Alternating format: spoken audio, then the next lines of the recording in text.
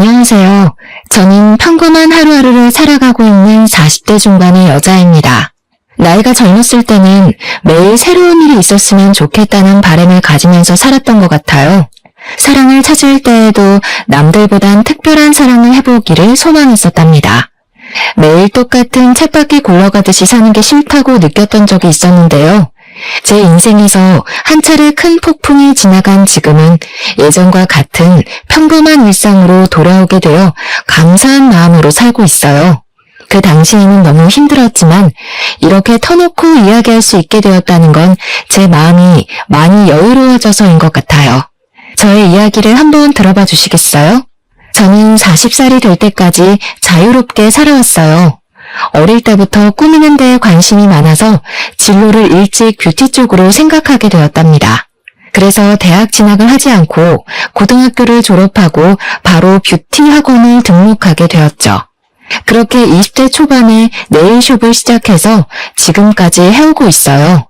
적성에 잘 맞아서 그런지 사업은 점점 번창했고 지금은 3개의 숍을 운영하고 있죠. 사람들 각자 자기에게 맞는 일을 해야 한다고 생각하기에 대학에 가지 않은 것을 후회하지는 않고 살아왔어요. 저는 어릴 때부터 제 생활비는 스스로 벌 수 있어서 자립도 일찍 하게 되었고 그 덕에 혼자 여행도 많이 다니고 하고 싶은 일은 해보고 살아올 수 있었거든요. 연애도 꾸준히 해왔지만 40대에 딱 들어서자 거짓말처럼 남자를 만날 기회가 없어지더라고요. 친구들은 이미 아이 키우고 있고 주변에 괜찮은 남자는 찾을 수 없으니까 조급한 마음이 들기 시작했어요. 결혼을 하고 싶다는 생각이 그리 많지는 않았는데 주변에서도 슬슬 걱정을 하기 시작해서 결혼 정보 업체에 가입을 하게 되었죠. 몇 번 주선해주는 분들을 만나봤지만 제 마음에 들지는 않더라고요. 이럴 바엔 살던 대로 혼자 편하게 살자는 생각이 점점 커져갔고 마지막이란 생각으로 소개팅을 나가게 되었죠. 거기에서 지금의 남편을 만났답니다. 저보다 1살이 많았는데 풍기는 분위기가 학구적이라 그런지 나이보다 어려 보이더라고요. 술도 별로 좋아하지 않고 담배도 하지 않는 점이 가장 마음에 들었네요. 중소기업에 다니고 있다는데 연봉은 나이에 비해 솔직히 많이 모자랐지만 제가 사업을 하니까 금전 문제는 저에게 크게 중요하지 않았어요. 어리숙한 모습이었지만 우리나라에서 가장 명문대인 S대를 나왔더라고요. 자신과 반대인 사람이 끌리는 법이라고 제가 공부 쪽엔 재능이 없어서 남편에게 호감이 크게 느껴지기 시작했답니다. 그 후로 제가 더 적극적으로 나서서 데이트를 시작하게 되었어요. 제가 가만히 있으면 남편은 연락도 안 하고 아무것도 안 할 것 같더라고요. 그렇게 6개월의 짧은 연애를 했고 서로 나이도 있으니 결혼까지 빠르게 이어지게 되었답니다. 시댁은 그럭저럭 여유가 있는 평범한 집안이었는데 살고 있는 아파트가 자가라는 것만 알고 사실 자세한 건 알지 못했어요. 남편이 말수가 진짜 적어서 물어봐도 대답도 시원하게 안 해줬고요. 시부는 회사를 다니다 이미 오래전에 퇴직하고 노인대학에서 강의를 종종 하신다는데 남편과 같은 명문대를 나왔더라고요. 그리고 시누이가 2명이 있는데 첫째 시누는 전업주부인데 남편이 의사라고 자부심이 엄청났답니다. 솔직히 재력이 있는 집안도 아닌데 어떻게 의사 사위를 뒀나 궁금했었는데요. 신우도 알아주는 대학교를 졸업했는데 거기서 지금의 남편을 만나 연애를 오래 하고 결혼했다네요. 신우가 첫째 신우 자랑이 대단해서 신우가 한번 집에 오면 공주 행차하는 것처럼 대접을 하더라고요. 첫째 신우 온다는 날에는 밥상에 소갈비찜은 기본이고 메뉴가 달라졌답니다. 둘째 신우는 2년째 미국의 유명 대학에서 박사과정 밟고 있어서 결혼식에도 오지 않았어요. 왔다 갔다 하는 비용이 더 든다고 하더니 제가 항공권 사준다니까 바로 불이나게 오라고 전화하더라고요. 근데 둘째 신우가 시험이 코앞이라 못 온다고 수학이 너머로 어찌나 짜증을 내던지 제가 다 민망하더라고요. 자식들 모두 명문대를 나왔다는 게 신우에게는 인생의 최고 업적이자 자랑인 듯 보이더라고요. 시댁 갈 때마다 저한테 자랑을 얼마나 하는지 레퍼토리를 외울 지경이었답니다. 너 남편이 어렸을 때부터 영재 소리를 들었다. 고등학교 때는 주변 엄마들이 어떻게 공부시키는데 맨날 1등이냐고 물어봐서 밖에 나가는 게 힘들었어. 아유, 엄마들마다 돌아가면서 과일 사다 주고 케이크 사다 주고 얼마나 귀찮았는지. 셋 다 좋은 대학 나온 건 부모님 머리를 물려받아서 그런가 봐요. 아버님도 좋은 대학 나오시고 어머님도 같은 대학 나오셨어요? 넌 뭘 그렇게 꼬치꼬치 하려고 그러니? 근데 너는 내가 이런 얘기해도 아무렇지도 않니? 애가 자존심도 없나? 요즘 세상에 고졸이 뭐니? 내가 남사스러워서 어디 말도 못한다. 너 학창시절에 뭐 날라리 그런 거였니? 우리 아들이 공부만 하다 보니까 참한 여자 보는 눈이 부족했지. 갑자기 시모가 제 학력을 갖고 저런 말을 하니 벙찌더라고요. 이런 말을 들은 게 결혼한 지 2주도 안 지났을 때였답니다. 그리고 그때부터 당연하다는 듯이 제 학력을 가지고 깎아내리기 시작하더라고요. 시모는 전화나 메시지를 자주 보내는 편이었어요. 저는 일하느라 정신이 없는데 전화 한 번 안 받으면 난리가 나서 점점 스트레스가 되더라고요. 시댁으로 오라는 소리는 어찌나 자주 하는지, 특히 첫째 신우가 집에 오는 날이면 저와 남편도 무조건 가야 했어요. 제가 일이 있거나 약속이 있어도 무조건 신우 스케줄에 맞춰야 하는 거였죠. 우리 남편이 실력이 좋아서 예약이 너무 밀리는 거야. 이럴 거면 그냥 개원해서 크게 하는 게 맞는 것 같지? 친구들도 자꾸 우리 남편 병원 예약 좀 해달라고 하고 피곤해 죽겠어. 다 네가 잘난 덕에 피곤한 건데 어쩌겠어. 우리 딸은 얼굴도 이뻐 공부도 잘해. 남편감도 대단한 의사로 데려오고 어디 빠지는 데가 없어. 세윤이도 있는데 민망하게 왜 그래? 어릴 때 공부해야 될 때는 공부를 해야 되고 결혼할 땐 결혼을 해야 되고 사람은 때를 잘 맞춰 사는 게 좋은 것 같아. 세연이는 좀 타이밍이 안 맞았네요. 공부는 너무 빨리 놓고 결혼은 너무 늦게 했네. 그래서 우리 오빠를 만났나? 아가씨, 요즘 들어 볼 때마다 학력 얘기하는데 좀 불편하네요. 나 공부 못하지 않았어요. 하고 싶은 일이 있어서 빨리 시작한 거지 대학 못 간 게 아니에요. 말 좀 가려서 해요. 어머, 언니 대학 못 간 거 콤플렉스 있어요? 꼭 그런 사람들이 못 간 게 아니라 안 갔다고 하더라고. 신우는 얄밉게 웃으면서 자리를 뜨더라고요. 저는 은근히 무시하는 시댁 식구들의 태도에 점점 화가 쌓이기 시작했어요.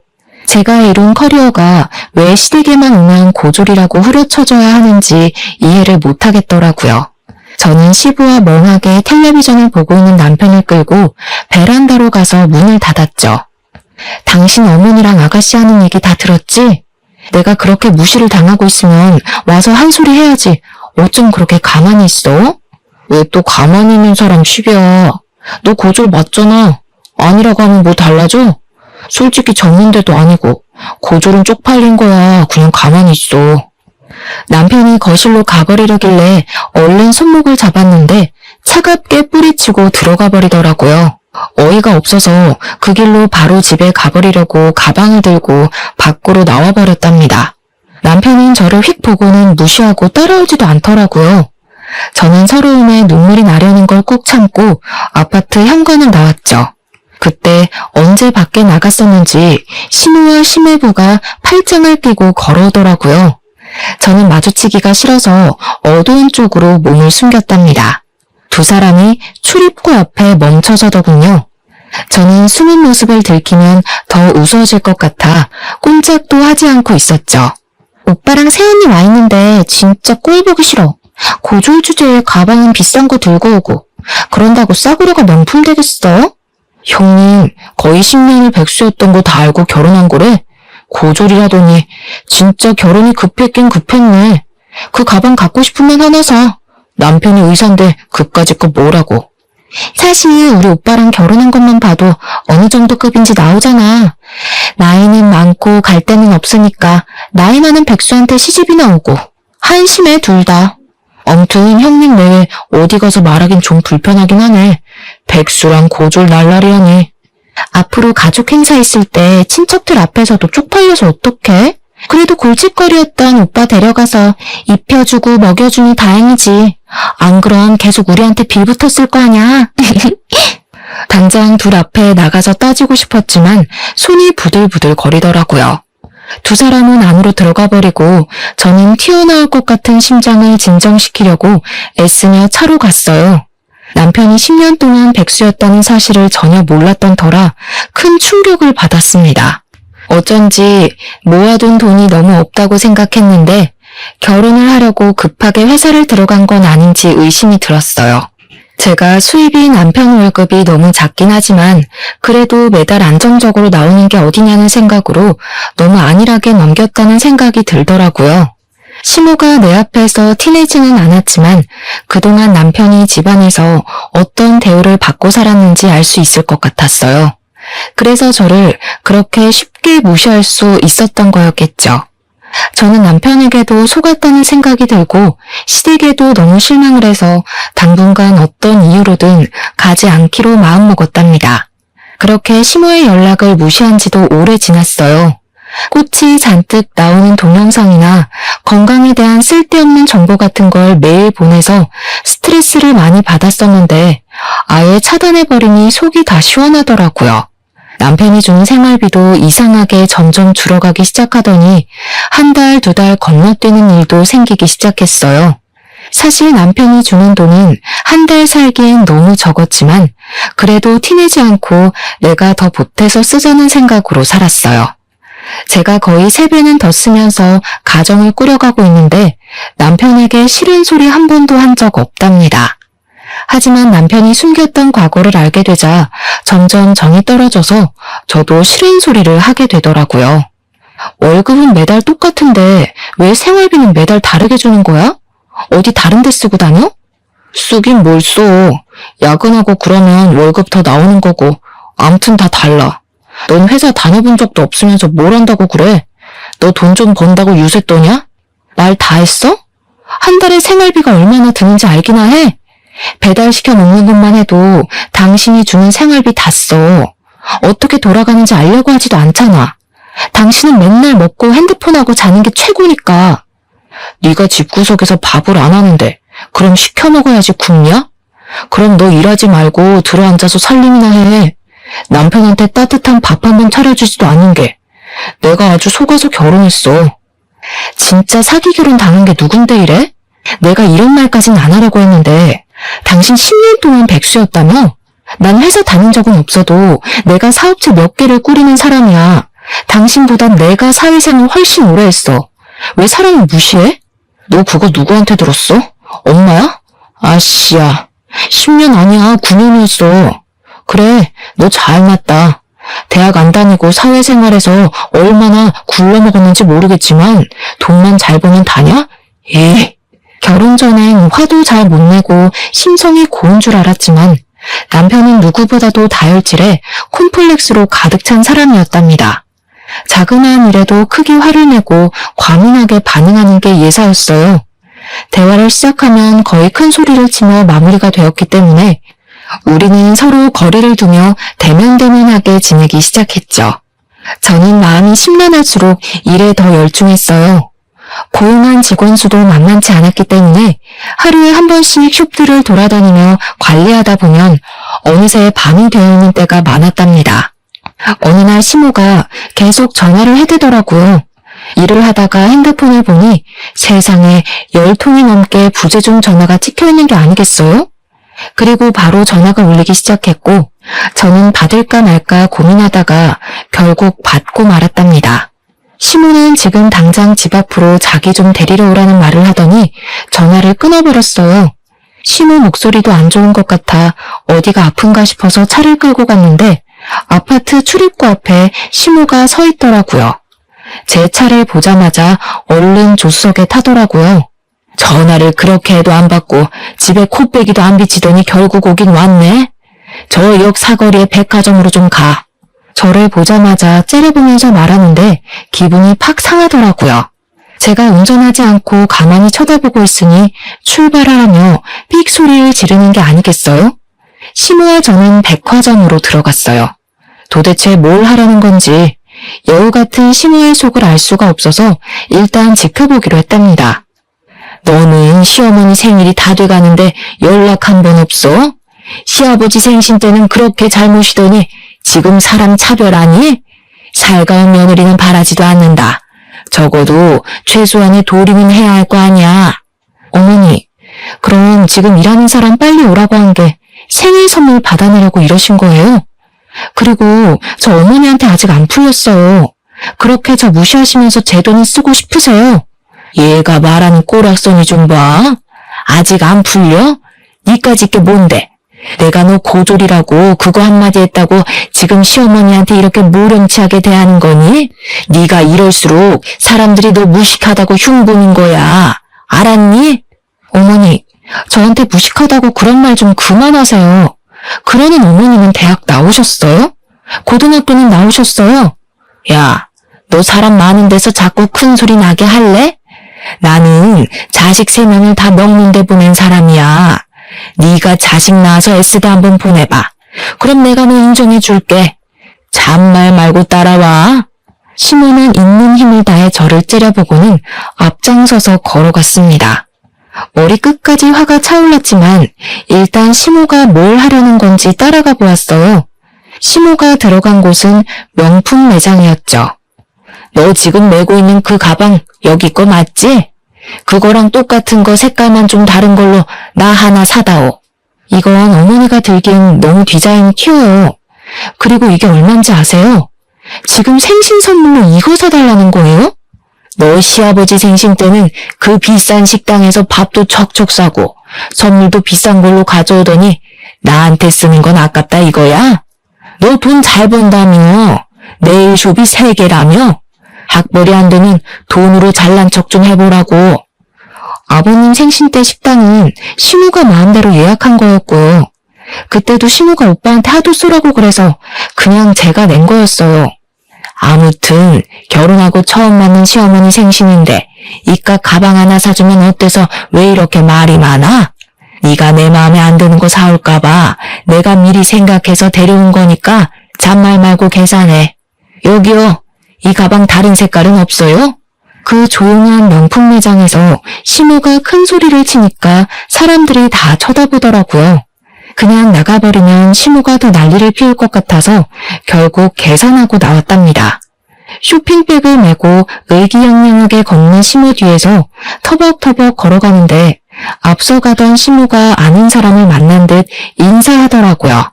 어머, 백화점이 웬일이야? 이런 데 잘 안 오잖아. 어머, 여기서 뭐 산 거야? 이거 명품 아니야? 요즘엔 자주 오지. 우리 며느리가 내 생일이라고 가방을 사주네. 이런 거 필요 없다니까 굳이 끌고 와서는. 세상에, 첫째 아들이 드디어 효도를 제대로 하네. 옆에 며느리야? 아이고, 나이 많다고 걱정을 하더니 나이보다 젊어 보이네. S대 나와서 화장품 회사 한다더니 그래서 그런가 관리를 잘했나 보다. 지인이 저를 위아래로 훑어보며 떠들자 당연한 시모가 서둘러 지인과 헤어지고 걸음이 빨리 걷더라고요. 저는 기가 차서 시모 옆으로 바짝 따라붙었어요. 제가 S대 나왔다고 거짓말하셨어요? 화장품 회사는 또 뭐예요? 혹시 친척들한테도 다 그렇게 말씀하셨어요? 시끄러. 우리 가족이 다 명문대 출신인데 고졸이라고 온 동네방네 떠들면 좋겠어? 너는 창피한 줄도 모르는 걸 보니까 이래서 얼마나 배우는 게 중요한지 몰라. 수준 떨어지게 쏴붙이지 말고 비켜. 시모는 오히려 저를 팍 밀치고 나가서 택시를 타고 가버리더라고요. 저도 살까 말까 고민하다가 어렵게 산 가방이었는데 이렇게 한순간에 시모한테 당했다는 기분이 드니 정말 짜증이 솟구쳤어요. 저를 며느리가 아니라 물주로 생각하고 있는 게 분명했으니까 말이죠. 그 일이 있고 며칠 후 시모의 생일이었지만 일이 많다는 핑계를 대고 가지 않았답니다. 남편은 화를 내면서 혼자 시댁에 갔더라고요. 웬일인지 시모도 저에게 오라는 전화를 하지 않았죠. 그렇게 한참 동안 시댁의 발길을 끊었고 조용한 일상이 이어지니 좀 살 것 같더라고요. 물론 오래가지 못했지만 말이죠.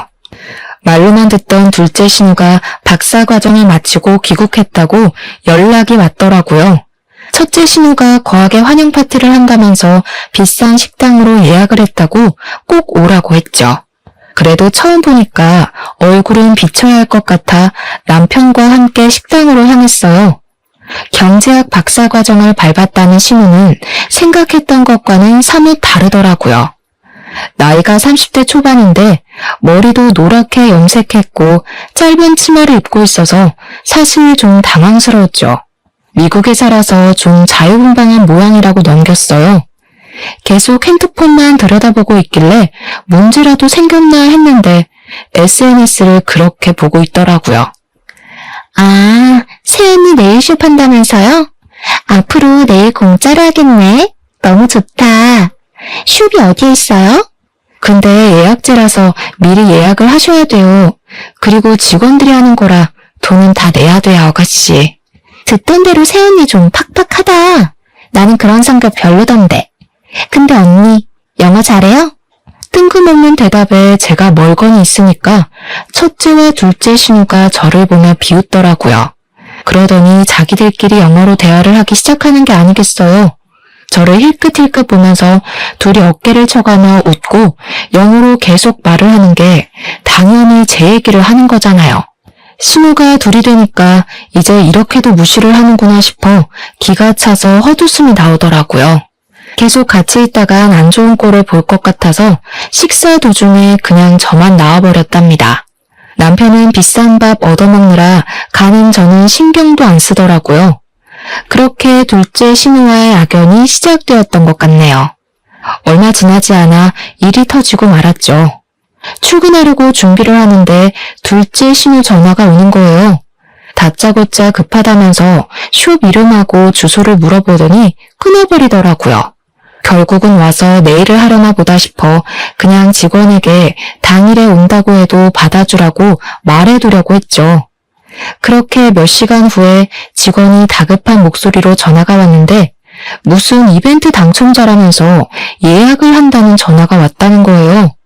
저는 들어본 적도 없는 얘기니까 거절하라고 하고 끊었답니다. 무슨 영문인지 알 수가 없어서 어디서 계약했던 내용이 있었나 확인해 보려는데 신우가 또 전화가 왔더라고요. 언니, 예약 거절했다는 게 진짜예요? 지금 당첨자가 나한테 메시지 보내고 난리 났다고요. 아가씨, 알아듣게 좀 말해요. 무슨 당첨자요? 그런 이벤트 했다는 게 아가씨가 벌인 일이에요? 일을 벌였다니, 언니, 말 너무 기분 나쁘게 하네요. 다 언니 잘 되라고 내가 이벤트 해준 건데 고맙다고 덥석 해줄 일이지 머리가 잘 안 돌아가나 봐요? 사실 내가 SNS 하는데 팔로워가 좀 돼요. 그래서 언니 숍 홍보 좀 해주려고 내일 무료 이벤트 열어서 5명 뽑았으니까 전화 받으면 친절하게 응대 좀 해요. 이게 도대체 무슨 경우예요? 나한테 먼저 말을 하고 하던가. 말을 해도 당연히 거절했을 일인데 다짜고짜 일을 벌이면 어떡해요? 아가씨가 우리 숍 와봤어요? 무슨 콧구멍만 만든 줄 알아요? 우리 숍 유명해서 항상 예약 꽉 차요. 이번 달도 예약 끝나서 더는 받지도 못하니까 당장 이벤트인지 뭔지 취소해요. 저는 화가 머리끝까지 나서 거칠게 전화를 끊어버렸어요. 내 학력을 가지고 무시를 하는 건 참을 수 있지만 제가 일궈놓은 사업까지 우습게 알고 자기들이 숟가락 얹어도 된다고 생각하는 게 정말 괘씸하더라고요. 그새 전화를 했더니 불이 나게 신우에게 전화가 와서 저도 한껏 따질 요령으로 받았답니다. 받자마자 당장 집으로 오라며 안 오면 네 잘난 네일숍 가서 다 엎어버리겠다고 소리를 고래고래 지르더라고요. 시댁에 들어가니 둘째 신우가 훌쩍대며 울고 있고 신우는 씩씩거리며 다짜고짜 휴지 케이스를 저한테 던지는 거예요. 야, 니까짓 게 뭔데 우리 딸한테 큰 소리를 쳐? 그깟 네일 얼마나 한다고 우리 딸한테 면박을 줘? 그깟 네일숍 와서 관리 받아본 적이나 있으세요? 한 명당 10만 원은 잡아야 돼요. 그럼 그깟 돈 어머니가 아가씨를 위해서 좀 내주세요. 50만 원밖에 안 하네요. 이게 점점 말 대답을 따박따박하고 너 때문에 얘가 엄청 곤란해졌다는데 어떻게 할 거야? 당장 이벤트인지 뭔지 해주겠다고 싹싹 빌어. 빌어야 될 건 아가씨인데 제가 정신 나갔다고 빌어요? 저야말로 업무 방해죄로 고소하고 싶은 거 참고 있으니까 더는 저 자극하지 마세요. 고작 그 말 하려고 바쁜 사람 오라고 하신 거예요? 그때 둘째 신우가 들고 있던 물컵을 제 얼굴에 착 쏟더라고요. 저는 너무 갑작스러워서 눈을 동그랗게 뜨고 신우를 쳐다봤죠. 보자 하니까 우리 엄마한테 무슨 말버릇이야? 이 무식한데. 언니가 말하는 게 다 맞았네. 나이만 먹은 게 머리는 텅텅 비고 싹수는 더럽게 없다더니. 저는 너무 화가 나서 신우 머리채를 확 잡아버렸어요. 신우가 힘없이 제 쪽으로 휙 딸려오더라고요. 저도 소리를 지르며 신우 머리를 뒤로 확 제껴버렸답니다. 그걸 본 신우가 냄비에 차가운 물을 받아와서는 저한테 뿌리는 게 아니겠어요. 저는 머리부터 블라우스까지 흠뻑 젖어버렸답니다. 이게 진짜 돌았나? 우리 박살 딸 머리를 잡아? 이 무식한 일아, 맛 좀 봐라. 신우가 축축한 제 머리채를 세게 움켜잡고 흔들기 시작했어요. 저는 너무 아파서 비명을 질렀죠. 그때 문을 열고 들어온 남편이 자기 엄마를 크게 부르더라고요. 제가 단판을 지으려고 시댁에 오기 전에 남편에게 전화해서 오라고 했거든요. 신우가 주춤하는 사이 저는 신우를 확 밀어버리고 비틀거리며 시댁을 나왔답니다. 남편은 저를 따라 나오지도 않고 심지어 밤 늦게 제가 잘 때쯤 몰래 들어오더라고요. 그렇게 남편에 대한 실망감은 더욱 쌓여만 갔는데 완전히 신뢰를 잃을 만한 일이 터졌답니다. 남편은 저녁 일찍 퇴근하기에 저보다 먼저 집에 들어와서 우편함은 남편 담당이었어요. 하루는 제가 오후에 집에 갈 일이 생겨서 들어가는데 우편함에 편지가 있더라고요. 확인해보니 카드 회사들과 대부업체에서 날아온 독촉장이었어요. 저는 남편 빚이 거의 5천이 되는 걸 알고 기함을 했어요. 스케줄을 취소하고 남편이 올 때까지 기다렸죠. 저녁 5시가 되자 남편이 들어오더라고요. 양복이 아니라 편안한 트레이닝복을 입은 남편이 저를 보더니 소스라치게 놀라는 게 아니겠어요. 저는 말없이 테이블 위에 놓인 편지들을 손으로 가리켰어요. 편지를 본 남편이 갑자기 빽 소리를 지르더라고요. 아 진짜 그래서 어쩌라고. 네가 갚아주기라도 할 거야? 너 지금부터 한마디만 더 해. 그럼 네가 갚는다는 걸로 알 테니까. 아님 신경 꺼. 정신 나갔어? 정신병이야? 잘못한 게 누군데 왜 당신이 화를 내고 난리야. 이거 다 뭐야? 결혼하기 전부터 빚진 거야? 그래. 너랑 데이트할 때 너 사 처먹이느라 빚졌다. 네 수준에 김밥 한 줄이나 사 먹으면 될걸 뭘 맨날 그렇게 비싼 걸 처먹겠다고. 어차피 다 네가 쓴 돈이네. 이참에 네가 갚으면 되겠네. 말 그따위로 할래? 이제 아예 본 모습 까보이겠다 이거야? 당신 그 옷은 뭐야? 회사 갔다 온 거 맞아? 야, 너 사회생활 20년이라며. 그런데도 눈치 못 챘어? 나 너랑 결혼하고 바로 회사 잘렸어. 그래서 그 잘난 생활비 대려고 카드 서비스까지 받은 거야. 다 네 탓이네, 그러고 보니까. 뭐? 맨날 네 탓이라고 하면 다 해결되니? 이 거지 같은 인간아. 네가 능력 없는 건 알았지만 이렇게 바닥인 줄은 몰랐다. 야, S대 나는 뭘 하니? 평생 밥벌이도 못하고 사는데. 이 무식한 게 감히 어디서 S대를 입에 올려. 대학 문턱도 못 가본 년이? 남편은 저에게 와락 달려들었고 저는 숨을 쉬기 힘들었어요. 저는 살기 위해 본능적으로 남편 손을 마구 긁었고 있는 힘을 다해 남편을 밀어내고 집을 뛰쳐나왔답니다. 남편과 사이가 좋았다고 해도 시무의 막말과 시댁 식구의 무시 때문에 헤어질 이유가 충분한데 남편까지 바닥이었으니 더는 견딜 수가 없었어요.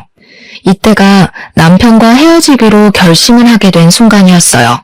그 뒤로 저는 시댁의 발길을 딱 끊었답니다. 제가 대꾸도 하지 않으니 심심해서였을까요? 무슨 신데렐라 의붓 언니들도 아니고 쇼베의 첫째와 둘째 신우가 나란히 찾아와서 안 입고인 표정으로 저를 보고 있더라고요.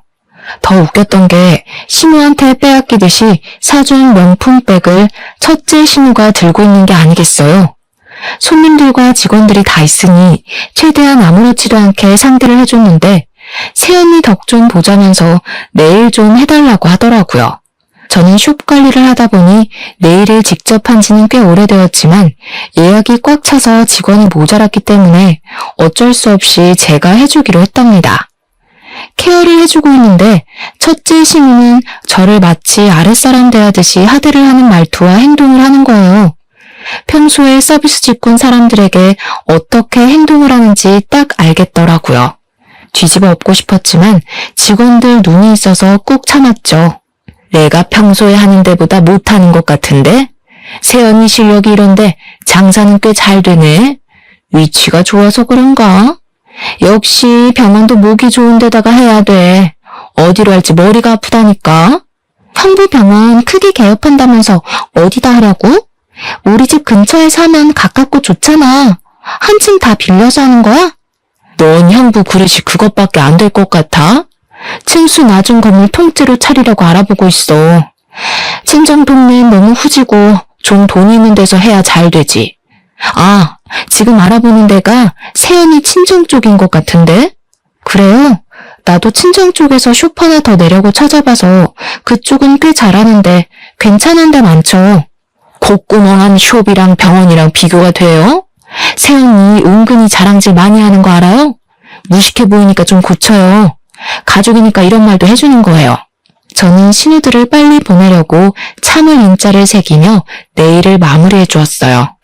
역시나 예상했던 대로 돈을 안 내고 가려고 하더라고요. 큰 병원 한다는 사모님이 숍 규모 보면 몰라요. 내가 주먹구구식으로 장사하는 데 아니고 세금이며 월급이며 제대로 내고 하는 거예요. 난 친정엄마가 와도 돈 받으니까 돈 내고 가요. 내일도 거지같이 해줬으면서 그 돈을 다 받아먹으려고요? 돈 어지간히 밝혀 진짜. 이래서 수준 맞는 사람끼리 어울려야 되는 건데 가족이라고.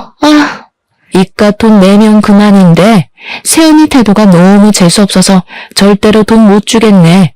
꾸면 경찰 부르던가. 첫째 신우가 카운터에 놓여있는 명함이며 물건들을 바닥으로 던지기 시작하는데 정말 미치겠더라고요. 손님들이 놀라서 웅성대니까 매니저가 저에게 급히 달려왔답니다. 저는 결국 돈 받는 걸 포기하고 신우들을 출입문 쪽으로 끌고 나갔어요. 야, 이 거지 같은 것들아. 그게 어느 수준인 거 잘 알겠으니까 가라 가. 다신 여기 얼씬도 하지 마. 제가 일하는 곳에서까지 봉변을 당하니까 직원들 볼 낯도 없고 수치심이 들더라고요.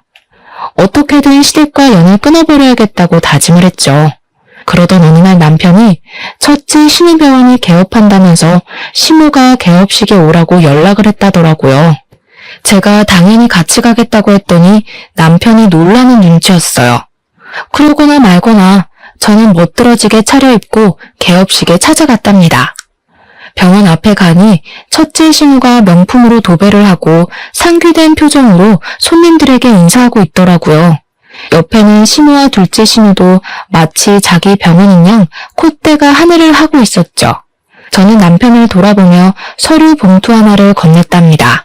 남편은 서류를 확인하더니 황당한 표정을 짓더라고요.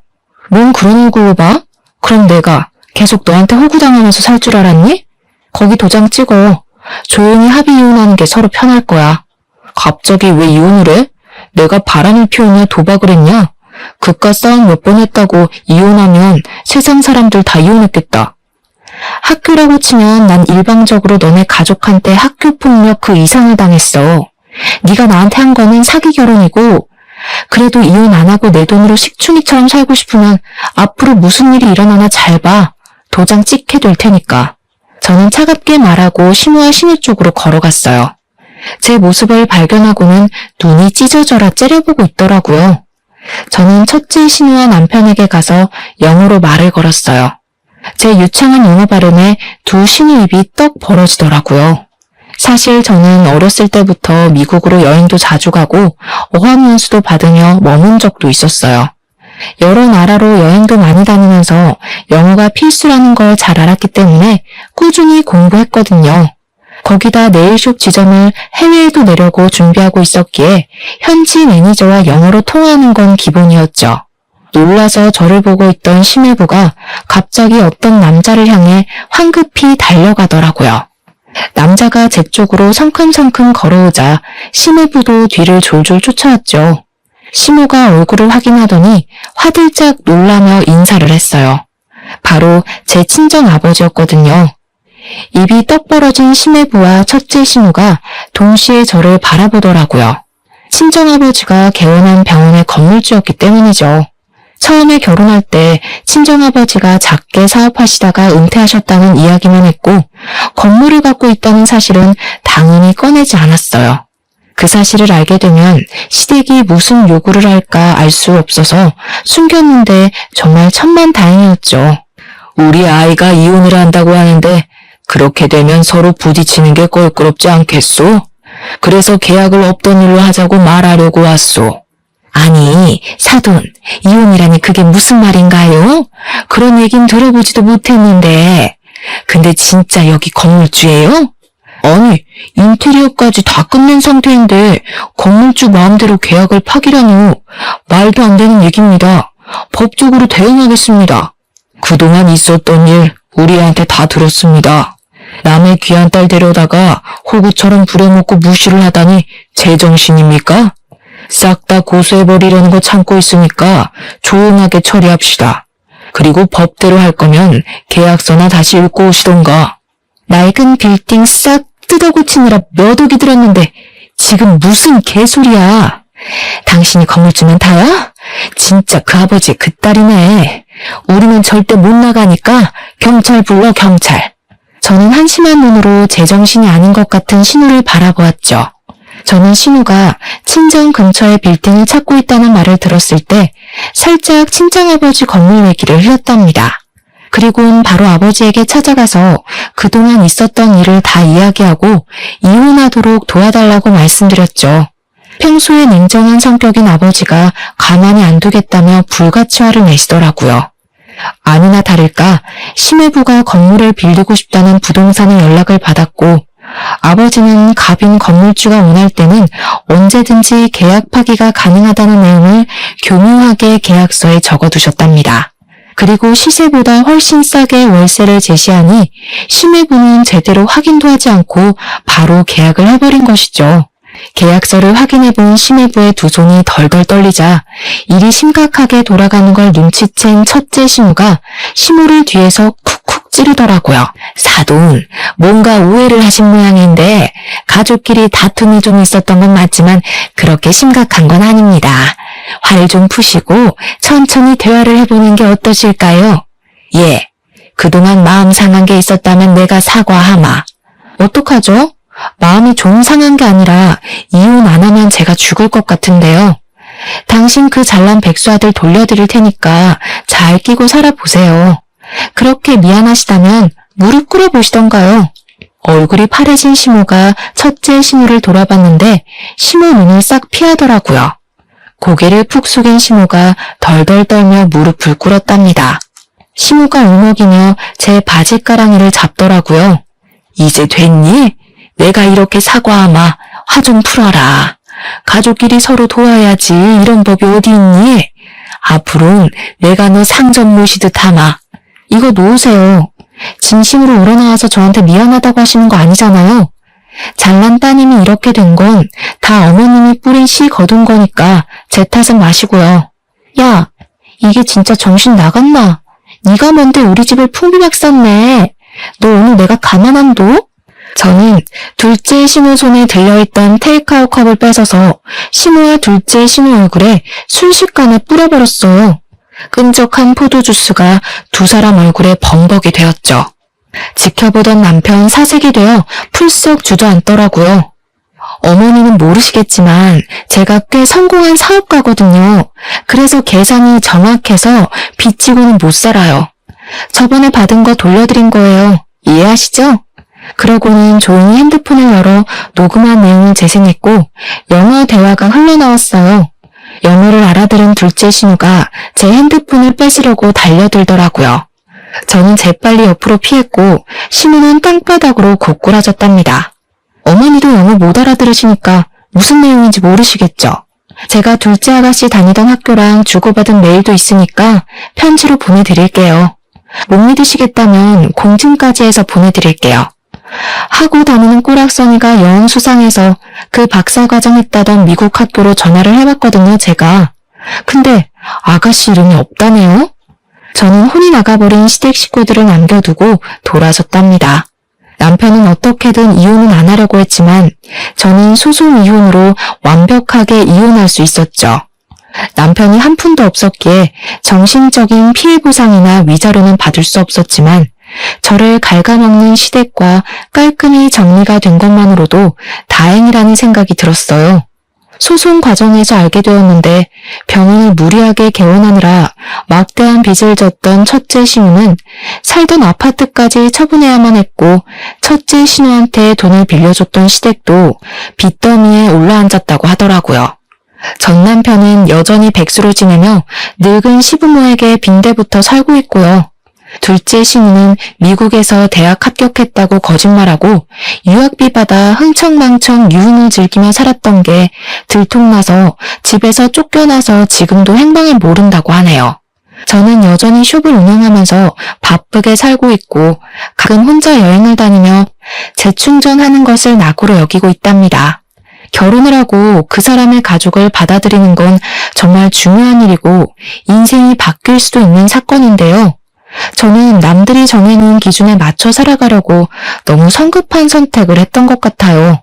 폭풍 같던 시간을 지나온 자신을 더 소중히 여기고 이제는 저만의 박자에 맞추어 여유 있게 살아가 보려 한답니다. 여러분도 제 사연을 듣고 현재의 일상에 더욱 감사하는 마음을 가져보셨으면 좋겠어요. 들어주셔서 감사합니다.